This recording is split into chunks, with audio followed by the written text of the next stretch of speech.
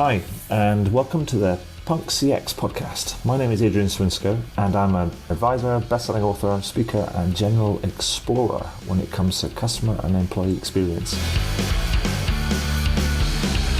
I'm really interested in figuring out what it takes to build organizations that produce better outcomes for both customers and employees. So with that in mind, I seek out and interview CEOs, entrepreneurs, business and tech leaders, authors and academics to uncover some clues about what it takes to build such an organization.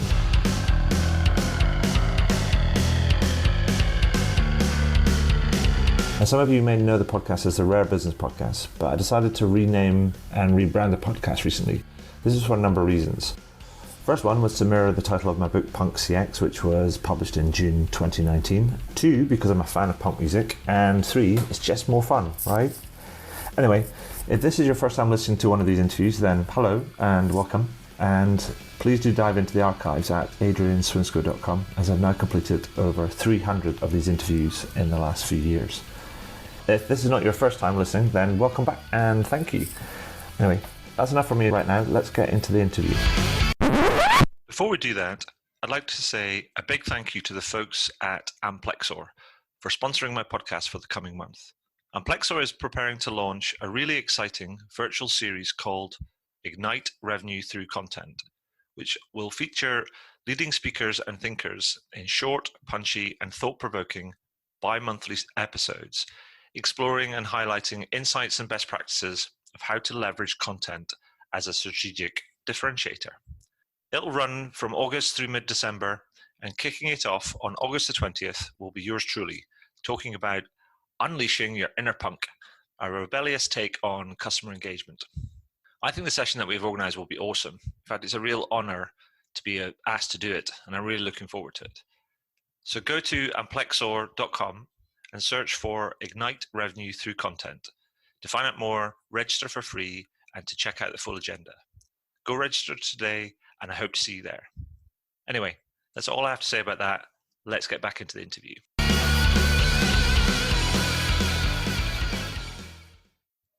So welcome to the next edition of the Punk CX podcast. With me today, I have Jen Graham, who is the CEO of Civic Dinners.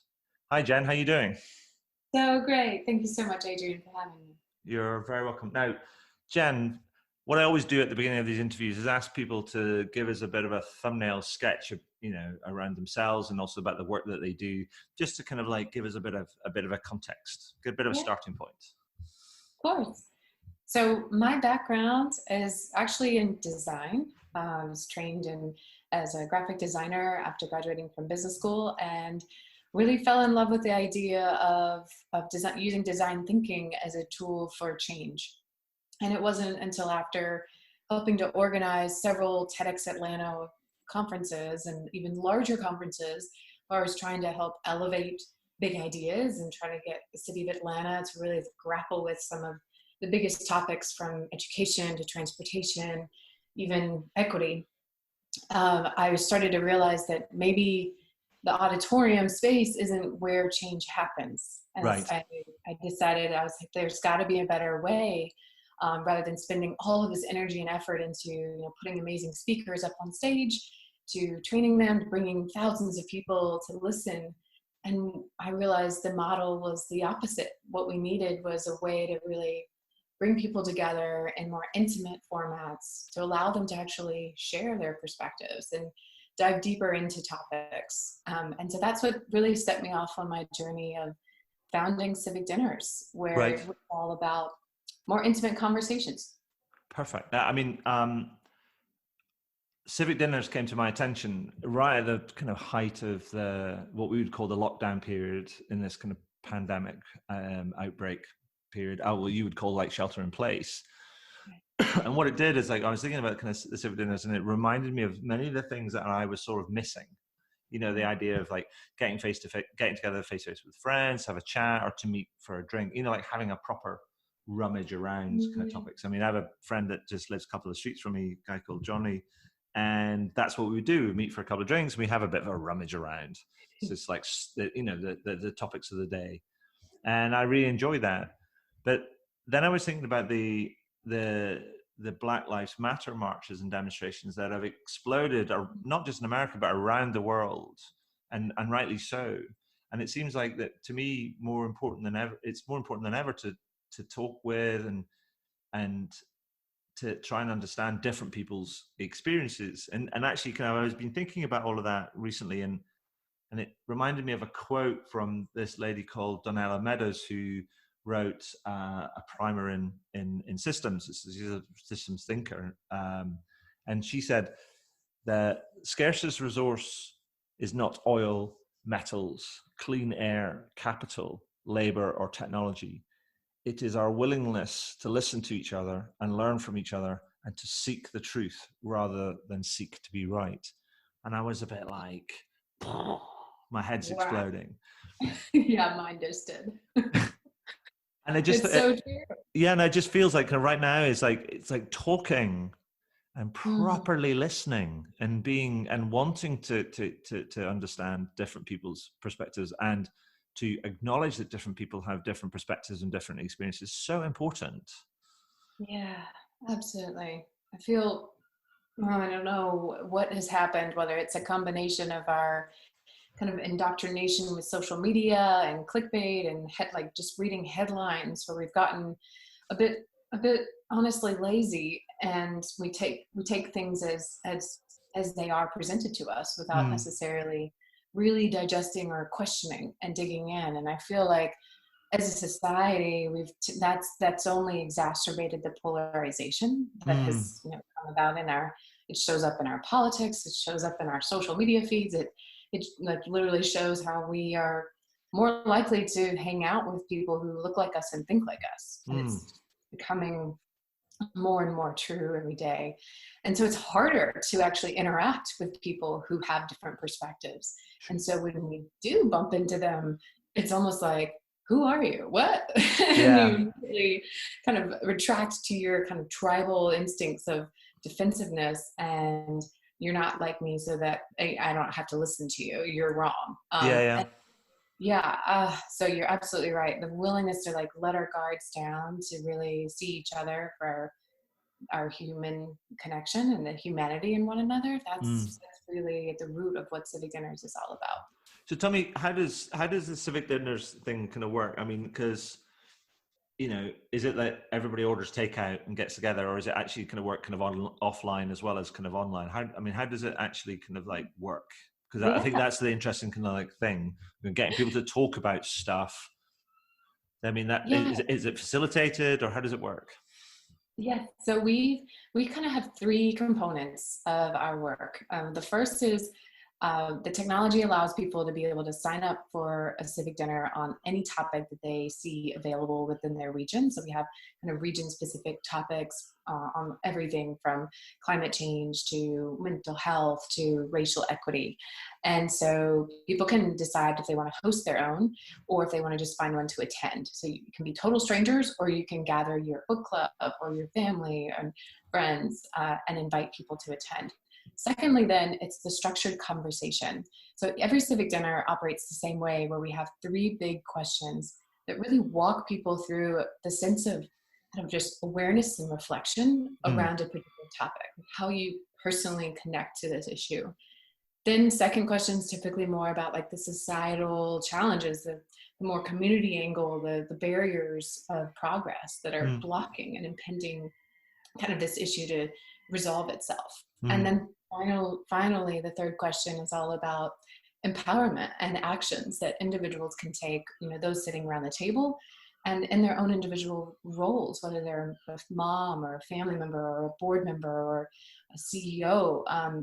Everybody plays a role no matter where they are in kind of the spectrum of power. Right. And really reminding them of their power is what the conversation is all about, and getting them excited, letting them know that they're not alone, that they have other people who feel very passionately about this particular topic or issue, and then nudging them in the direction of some additional resources or ways to engage to kind of keep the conversation going. And then the third component, which has definitely been maybe missing since COVID started, but it's the food and the camaraderie and almost the ritual of sharing a meal together. Right. And, the food, like you said earlier, like we crave human connection, and so much of every culture is pretty much revolved around food. Let's just say it. Yeah.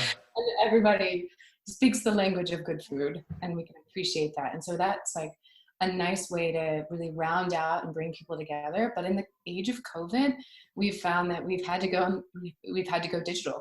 Yeah. So like everybody else, we've created a way for people to still gather, whether that's in Zoom rooms or Google Hangouts or even on our own platform, to really still engage in those intimate conversations with 6 to 10 people. And that's you get enough perspectives and stories from people that, everyone I attend or host, it's just mind blowing. You learn something new every time.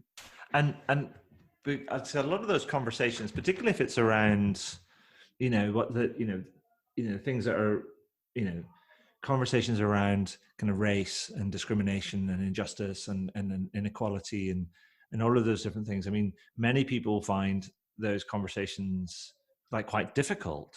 Yeah.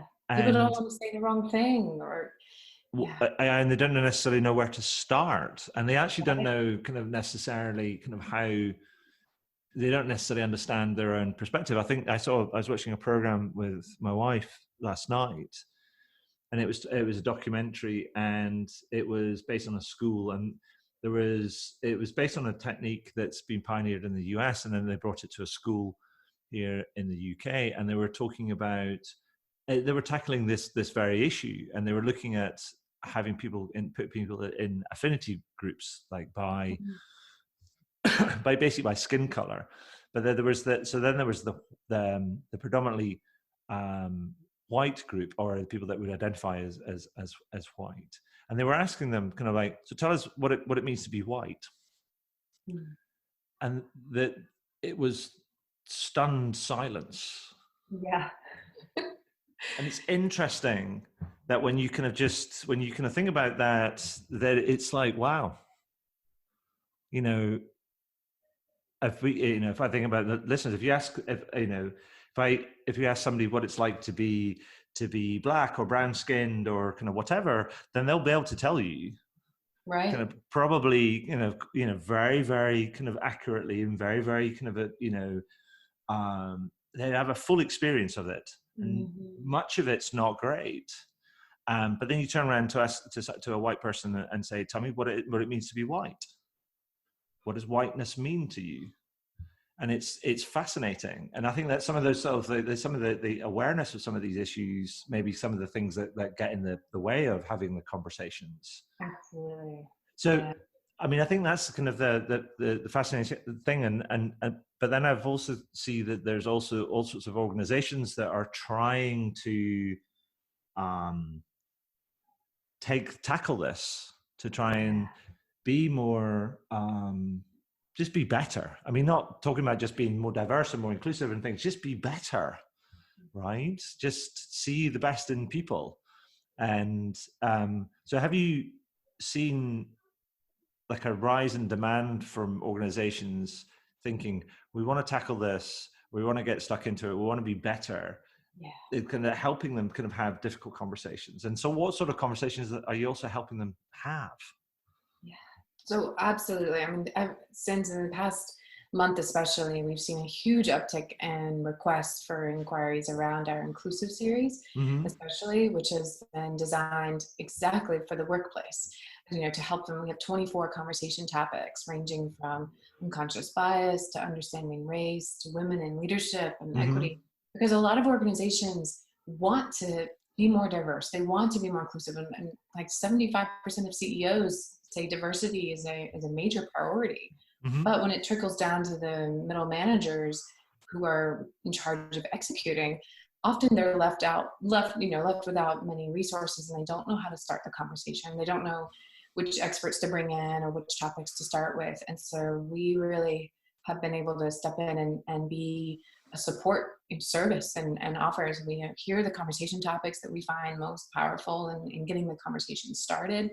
Here are ways that you can engage your employees in these, following the guide that we've already carefully curated and partnership with experts as well, Mm-hmm. to really craft the conversation so that it's productive. Because I think a big fear that companies have especially is that they don't want to, what happens if they stir something up? Like, how do they respond? How do they move an issue forward? What do they do with the information that comes out of these kinds of conversations? And all of those are healthy concerns, but it shouldn't stop conversations from happening. Yeah, because surely it's like that's almost the very definition of having difficult conversations is like stuff will come up. Yeah. And it will be hard to hear, and you might not like what you hear. You might not like what you hear. And kind of, you might not necessarily know what to do about it. Mm-hmm. But actually, yeah, no, that's okay. I mean, it's just the case of like going, yeah, it's difficult, but, sometimes it's just kind of leaning into it. Yes. And not kind of like putting up your kind of dukes and just going, nah, I can't hear that. That's not wrong. Kind of that's not right sort of thing, and just because something is hard to hear doesn't mean to say that we shouldn't hear it. Right. Right. And a lot of times people don't have the opportunity to even share with their leaders how they're really feeling. And I mean, sometimes just the act of being able to feel heard is enough for them. And so sometimes the conversation itself can be enough. If things emerge from that, awesome. And we can kind of work and roll with things as they come out. But I think even just creating a safe space and a brave space for people to really dig in with one another, an opportunity to allow employees to even connect better with one another, to really understand the humanity in one another, and to kind of get down deeper into the emotional response that sometimes you don't see from colleagues or coworkers or even leaders, and to kind of model that emotional leadership that we desperately need within the workplace. So the kind of conversations that we're having, range from just even inclusion and belonging. I mean, just the basic needs of humanity is, especially in the age of COVID, where we're all now pretty much working remote, or most of us, or those who can are working remote, those who can't are really just grappling with how to maintain, that sacrifice between health and economy and being able to provide for your family. And so just the stresses that we're handling right now need to be expressed. And the best way to do that is in like a structured, constructive conversation. And so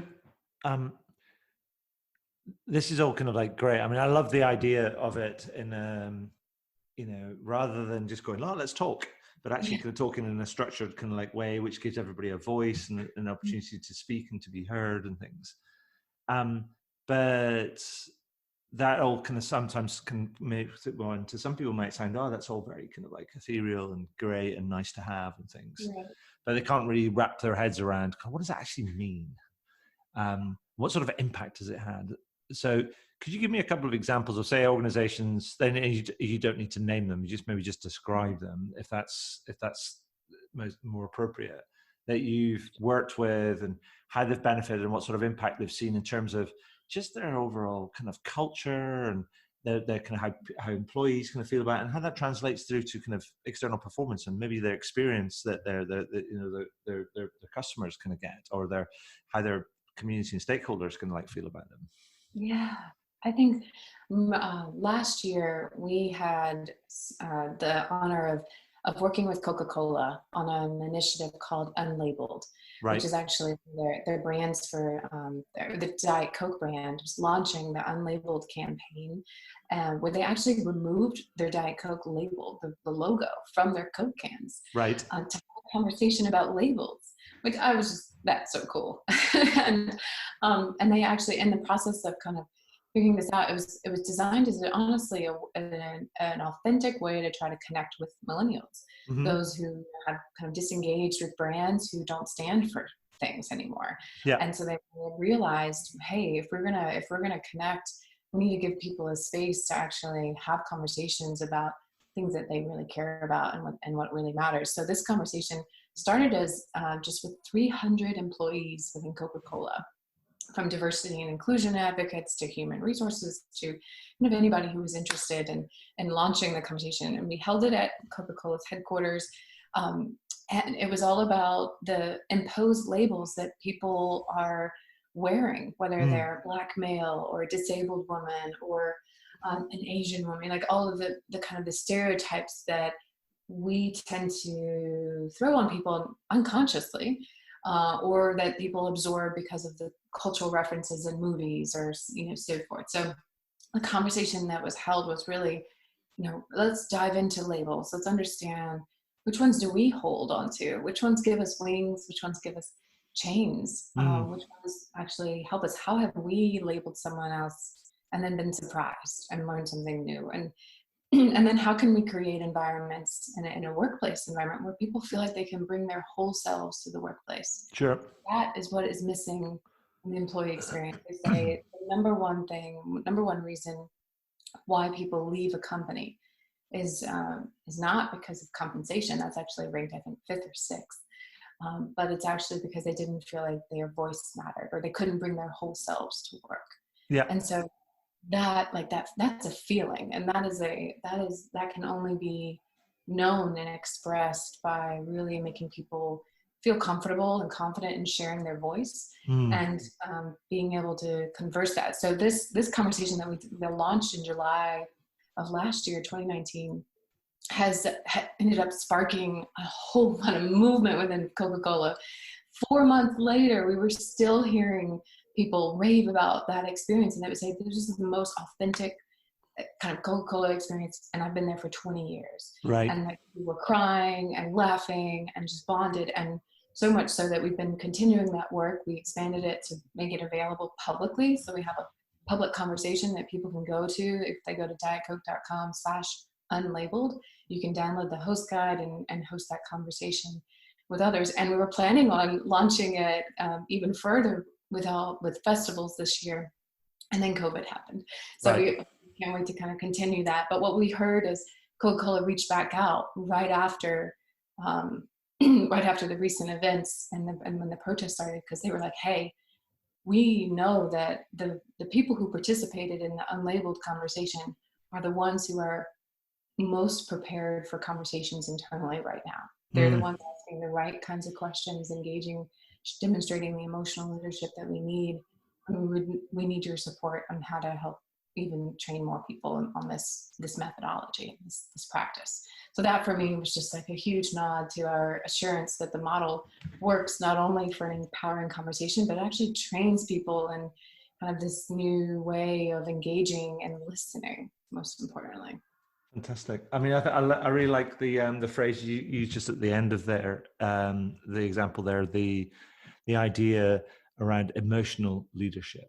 Yeah. And that's interesting, because I know that I've been talking to people, increasingly of late about this idea about, empathy is the thing that's going to make the difference, but that yet empathy is hard.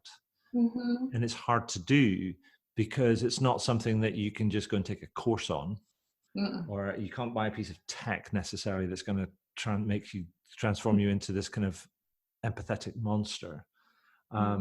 Empathy is a habit and a behavior and a capacity and capability that we have to build in ourselves.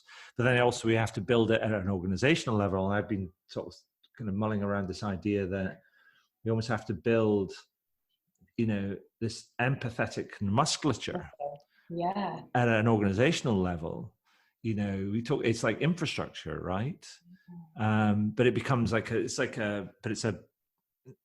a organic kind of biological infrastructure. It's almost like a part of a corporate memory type of thing, and a culture and a way of doing things. But it has to be supported by this emotional kind of leadership, because that's going to require the commitment to build that sort of thing. So I kind of love that sort of term, and really kind of I think that really kind of hits it right up the nail on the head. Yeah, I feel it's kind of emotional leadership, or even just even talking about emotions in the workplace, it feels new for some reason. And I was listening to Brene Brown's book, Dare to Lead, and she talks about how even the kind of in the old-fashioned military training books, they're used, emotions were talked about. That was like, how are you feeling? How are you checking in? Making sure people feel welcome. And then now the new manuals around training and HR are stripped of any human emotion at all. And it's all about strategy and tactics and, all of these things that I feel like, and leadership as a whole, we tend to get caught up in the numbers and then the metrics and the regulations and policies and so forth. And we forget that in the end, we're all humans working together. And the only way to get things done more efficiently and effectively is to really have a seamless connection and to have that emotional connection. People who care about what they're doing perform better. And that's just true. When they feel heard and they support each other, that's when things really start moving in that direction. And that's what helps make things agile and keeps the motivation. So I feel emotional leadership is needed now more than ever, especially as the world becomes more fragile, more, I'd say less predictable. We're in a world right now where we don't know what the next 3 months is going to look like. Sure. And that's terrifying, but it's also like, how can we really help nurture the resilience of our community? And that always starts with the social infrastructure, the relationship, the trust, the empathy, the I've got your back, we're in this together. And that you can't have that without sharing and on an emotional level. That's brilliant. So I love the Coca-Cola example, but have you got another one that you can share with us? Yeah. Just to kind of like, I like things that come in pairs, right? Absolutely, yeah. So most recently we started working with Cox Enterprises, kind of based in the Atlanta area as well. And it started with this idea of inclusive leadership. Right. And originally we were planning to launch this inclusive conversation with D&I leaders. COVID happened. So then we actually morphed it to really a conversation around how do we make sure that, that we are checking in with everybody on a more intimate level. Like it's kind of modeling the emotional leadership that we need leaders to have, given the stresses of the workforce and individuals are handling, and understanding the differences in everybody's experience around COVID. So looking at inclusion, not just from a race and equity and race, a demographic perspective, but also psychological kind of current experience. So whether you not are a mom and juggling 2 kids, now working from home and homeschooling overnight, or you have someone who has a mom in a nursing home and is terrified that they may not see her again, or someone who isn't comfortable working from home or can't, or those who are really fearful because they have diabetes and so forth. So like all of the stresses and tensions that people are handling right now, everybody has a unique situation. Sure. And we can't, it's like you can't assume that they're going to be able to meet the same deadlines that they were able to meet before Sure. this happened. How do we flex to individual situations? How do we engage in that? So that conversation morphed into a really powerful, we had people crying for the first time, like actually just so like having to release some of the stress that they're worried, and it was all family matters, right? It was like worried about their mom or so forth, and just allowing that space to emerge created such camaraderie among these individual groups, even over Zoom. So the conversations have unleashed such power and also vulnerability in a way that we could never have anticipated. That's amazing. I think the thing that's been striking me, there's a lot of people been talking about, because I focus on, the service and experience sort of space and kind of what it takes to deliver that. And so therefore the employee experience sort of feeds directly into that. And people have been talking about agents and reps and working remotely and supporting them and for, that the requirement for kind of like for checking in and more kind of like coaching and all of that type of stuff, being sort of like mindful of the conditions that and the environment within which people are kind of working and so on and so forth. But then it sort of strikes me that actually when we're talking about leadership here, we're a lot of the time when you talk about leadership, it gets people kind of automatically assume that we're talking about senior leadership. Right. And it seems to me there's a gap that's possibly missing where we're wanting all the sort of the team leaders or the managers, the supervisors to be kind of something more, something better. But we might not necessarily we're asking them to give more support to their people, but the question is how much support are we giving them? Right.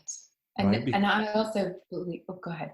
and because actually traditionally you look at all the the training and investment type of metrics that talk about leadership development and or just training in general, and when it comes to leadership, most of it goes to senior stuff or identified star performers, or it goes into functional operation related sort of like stuff to do with frontline kind of people.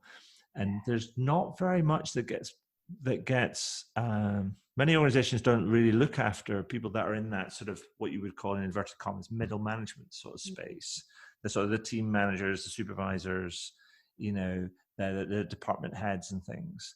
And that feels like a real Achilles heel in that, because they're people, these are human beings that are taking on kind of a lot of responsibility and having to adapt quickly as well. But I would like to hope that they're getting a lot of as much support as everybody else, but my instinct tells me that they're possibly not.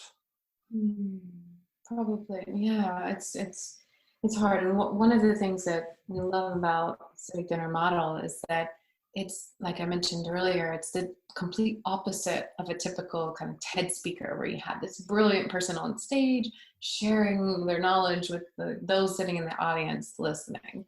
Where you have like the typical leadership structure, right? The top down, infusing, following chain of command kind of thing. But in our model, it's, equal voice, equal perspectives. There are no experts in the room. It's a facilitated conversation where everyone has equal time to share with one voice at a time. And sometimes it's the junior person who shares something so profound and exciting that now can then spread quickly throughout the networks and really allow for more of that bottom-up innovation and ideas and kind of aha moments and stories and perspectives. So I feel like, the model of really giving everybody a voice, because we believe that everyone and, great ideas can come from anyone, anywhere. And as long as you're listening and have that capacity to understand that no matter your rank or your file or your title,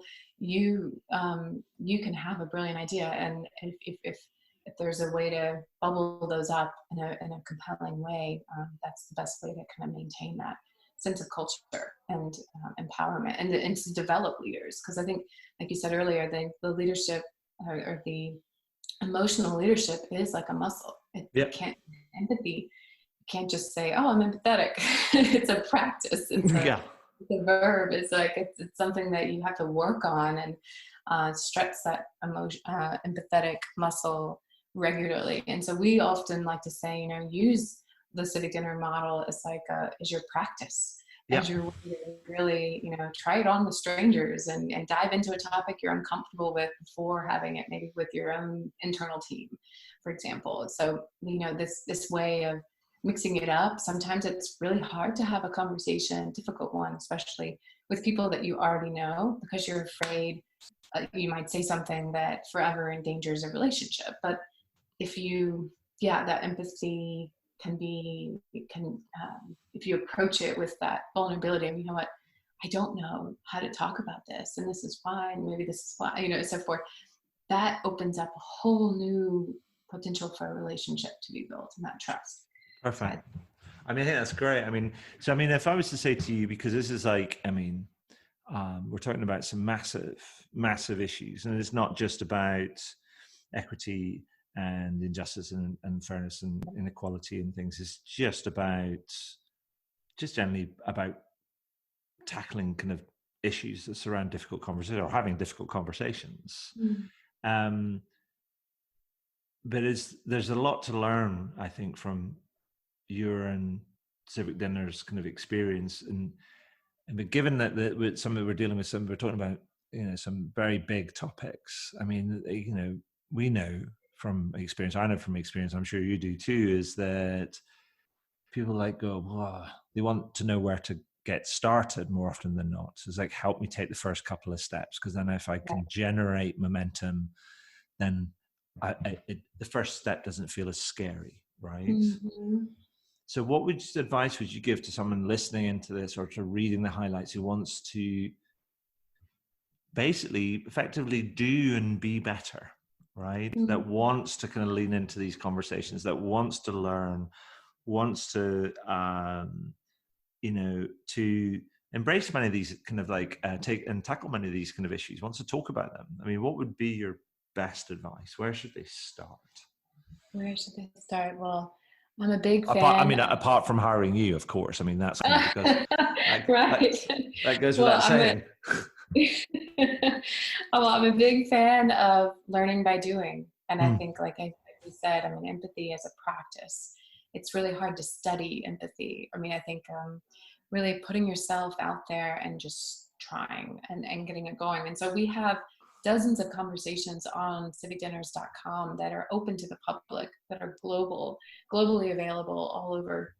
And so try signing up for one, experiment with hosting one. You can download the host guide, you can review the questions. It's easy, it's free, it's publicly available. And it's a great kind of place to start. So kind of pick a topic that you're curious about. And then I would say, be bold to kind of invite others to join you in that conversation, and lead with curiosity. So if it's about, hey, I'm really wanting to learn more about how you're thinking about racial equity, or how, what's going on for you, and start with the kind of the check-in. Always kind of start with where you are and where others are, without just joining. Definitely avoid any potential blame or pointing fingers or assumptions. We have basic ground rules when we have conversations, especially with civic dinners, and at the root of it all is basically seek to understand before being understood. And if you really just embody one new trait, it's just to be curious and to ask questions. Yeah, perfect. So Jan, is there anything else that you'd like to add that we've missed out before I ask you my two sort of final playful social research ongoing sort of questions? Yeah. Well, I think you covered everything. I mean, Civic Dinners is truly a company that is mission-based. We're a startup, social enterprise. We're all about trying to create a more inclusive world. And that starts by making sure everyone has a voice in creating a better future. So I love the whole, the conversation today is truly kind of an epitome of the work that we're doing. We're really trying to create space for everyone to feel heard, to feel like they belong, and to work on their ability to have these conversations.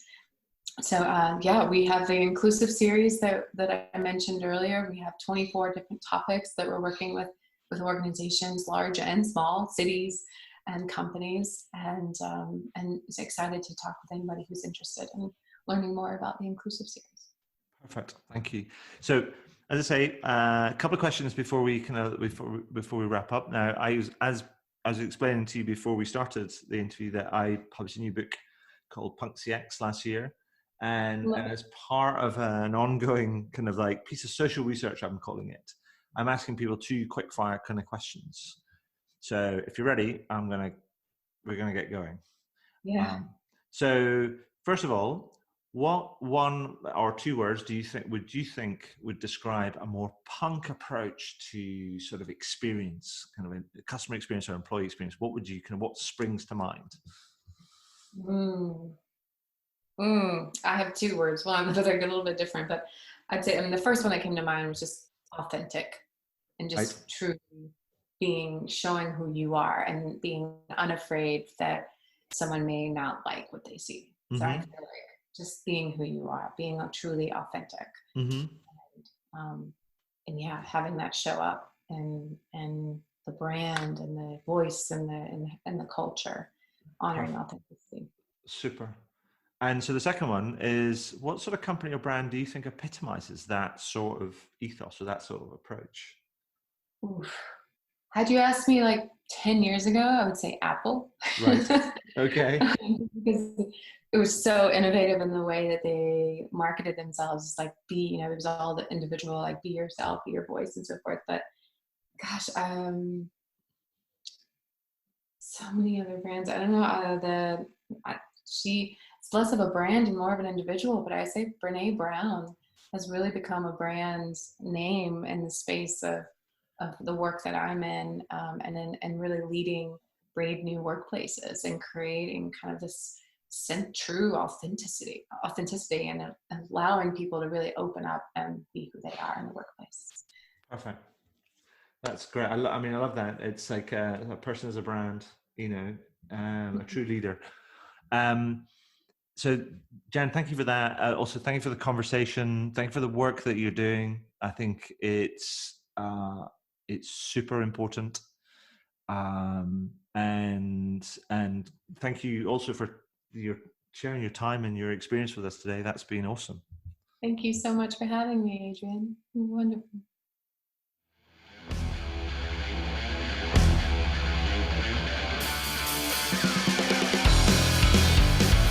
Well, that was cool. I hope you enjoyed it. I did, and I always do actually, because I always learn something new when I speak to some of these amazing kind of people. And it's always something new that I can incorporate into my writing, speaking, workshops, and other sort of advisory work that I do.